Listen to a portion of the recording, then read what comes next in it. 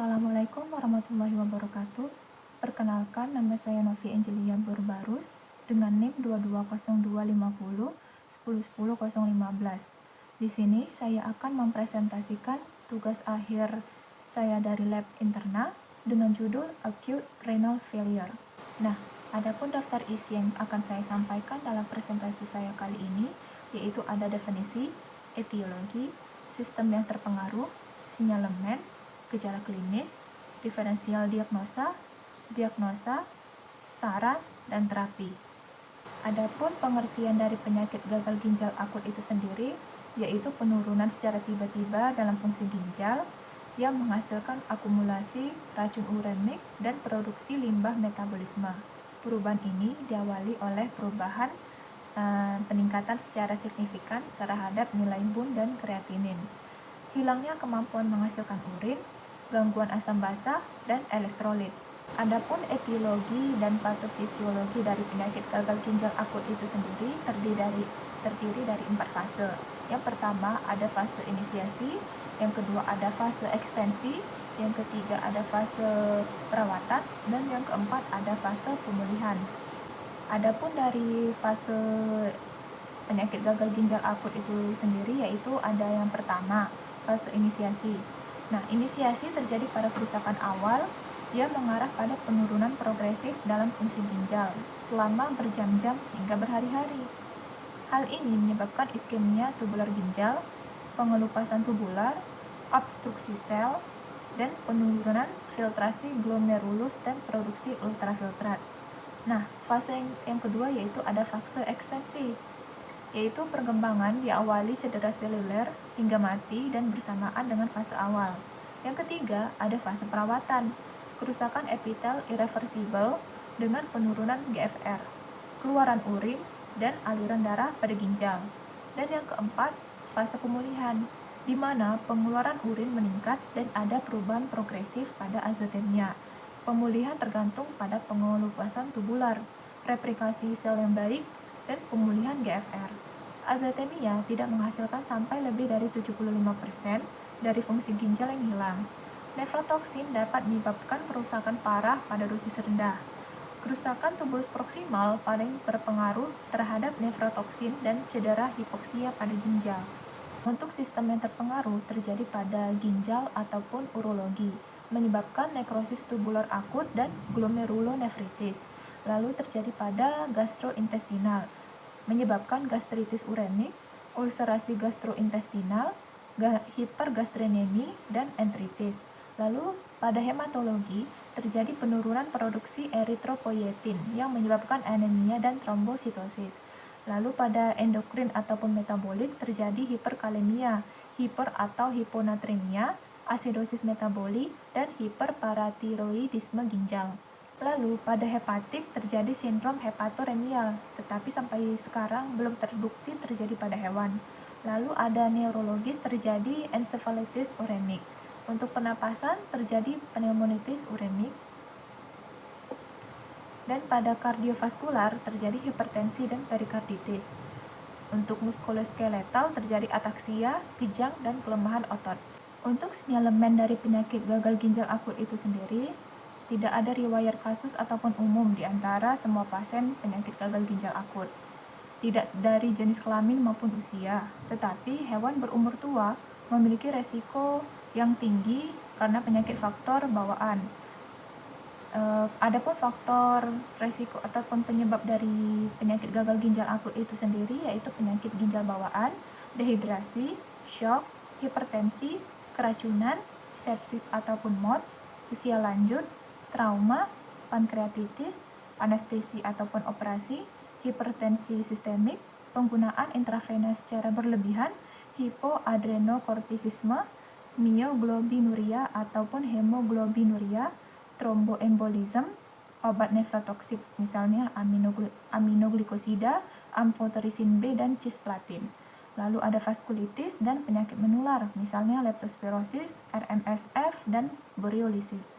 Untuk gejala klinis dari penyakit gagal ginjal akut itu sendiri yaitu tanda-tanda klinisnya tidak spesifik, atau tanda yang paling umum itu terjadi anoreksia, kelesuan, poliuria, polidipsi, muntah, hipotensi, dan sakit perut. Lalu azotemia dengan urin encer kurang dari 1,020 terlihat dengan atau tanpa oliguria. Pengeluaran urin kurang dari 0,5 sampai 1 mili per kilogram per jam, tergantung pada tingkat disfungsi ginjal dan dehidrasi. Lalu pada pemeriksaan fisik, dehidrasi adalah yang sering terjadi. Hipotermia, ulcerasi pada mulut atau lidah, ginjal yang membesar, dan melena juga umum terlihat. Adapun diferensial diagnosa dari penyakit gagal ginjal akut itu sendiri, yaitu penyebab prerenal atau postrenal penting dibedakan untuk pengobatan dan prognosis. Untuk penyebab prerenal, menghasilkan urin dengan konsentrasi lebih dari 1,030 untuk anjing dan lebih dari 1,035 untuk kucing. Azotemia, dehidrasi, dan harus diselesaikan dengan rehidrasi. Untuk penyebab postrenal, menyebabkan kerusakan semakin parah. Obstruksi menyebabkan uretra tidak berfungsi, atau uroabdomen terdeteksi melalui radiografi dan USG, dibedakan melalui pemeriksaan fisik dan awal diagnostik. Lalu ada sindrom hepatorenal, sering terjadi pada manusia, tetapi tidak terjadi ataupun terbukti terjadi pada hewan. Mungkin jarang terjadi pada hewan dengan penyakit hati lanjutan. Nah, untuk penyakit gagal ginjal akut dan gagal ginjal kronis, keadaan semakin parah setelah muncul penyakit ginjal kronis. Mungkin terlihat sebagai azotemia dengan pengobatan dan rehidrasi. Azotemia yang terus-menerus akan menjadi isostenuria, penurunan berat badan, anemia, dan penurunan elektrolit umumnya terlihat terjadi. Penyebab yang mungkin terjadi termasuk dehidrasi, penyebab pencernaan, pankreatitis, atau pyelonefritis, sehingga penyebab yang harus diselidiki. Lalu terjadi hipoadrenokortisme, menyebabkan azotemia prerenal dengan isostenuria, karena ketidakmampuan untuk menghasilkan urin, dibedakan melalui perubahan elektrolit, yaitu hiponatremia, hiperkalemia, hipoglikemia, tidak adanya leukogram stres, dan stimulasi uji ACTH. Untuk diagnosa dari penyakit gagal ginjal akut itu sendiri bisa melalui dengan cara kimia lengkap atau pengujian kimia lengkap melalui urinalisis ataupun USG, radiografi abdominal, sifat dan sensitivitas urin, USG abdominal, nefropielogram, ekskresi urogram, biopsi ginjal, uji etilen glikol, pemeriksaan serologi seperti leptospirosis, borreliosis pada anjing, dan felin leukemia virus atau felin imunodefisiensi virus pada kucing. Untuk temuan patologinya dapat ditemukan tingkat variabel nefrosis atau nefritis. Lalu ada nekrosis epitel tubular, obstruktif dan nekrosis tubular, edema interstisial dan fibrosis, infiltrasi sel inflamasi atau regenerasi tubular. Untuk terapi yang dapat diberikan pada pasien penyakit gagal ginjal akut itu sendiri dapat diberikan terapi cairan, yaitu cairan intravena biasanya pasien rawat inap. Terapi kristaloid bertujuan untuk rehidrasi mengembalikan volume intravaskular, menginduksi diuresis, dan mengembalikan elektrolit menggunakan keseimbangan cairan isotonik. Cairan intravena dilanjutkan sampai rehidrasi terjadi dan ginjal normal. Lalu ada terapi manitol, digunakan sebagai diuretik osmotik untuk meningkatkan pengeluaran urin. Pengeluaran radikal bebas perlu dipastikan bahwa pasien direhidrasi sebelum memulai terapi, dan manitol harus dihindari jika anurik atau hipervolumik, karena yang terkait dengan ekspansi volume atau akan memperburuk volume jika kelebihan. Untuk terapi antibiotik dapat ditujukan jika infeksi saluran kemih, pyelonefritis, atau penyakit menular, seperti leptospirosis atau borreliosis.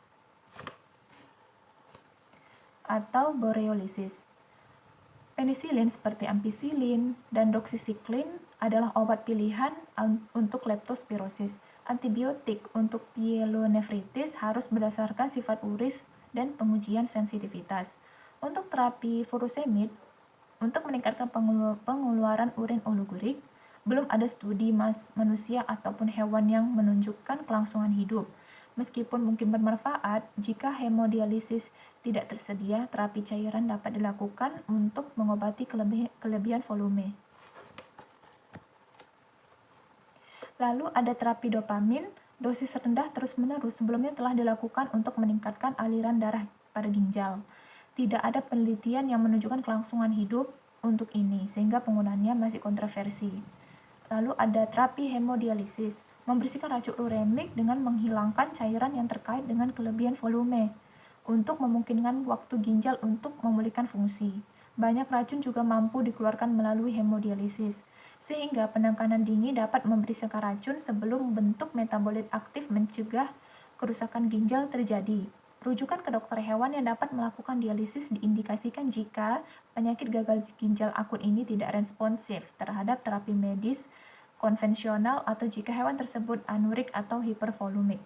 Lalu ada terapi antiemetik dapat diberikan seperti ondansetron, dolasetron, metoclopramid, dan maripoltan dengan dosis dan waktu yang telah Untuk tindakan pencegahannya dapat dilakukan untuk menghindari toksisitas obat atau overdosis yang tidak disengaja.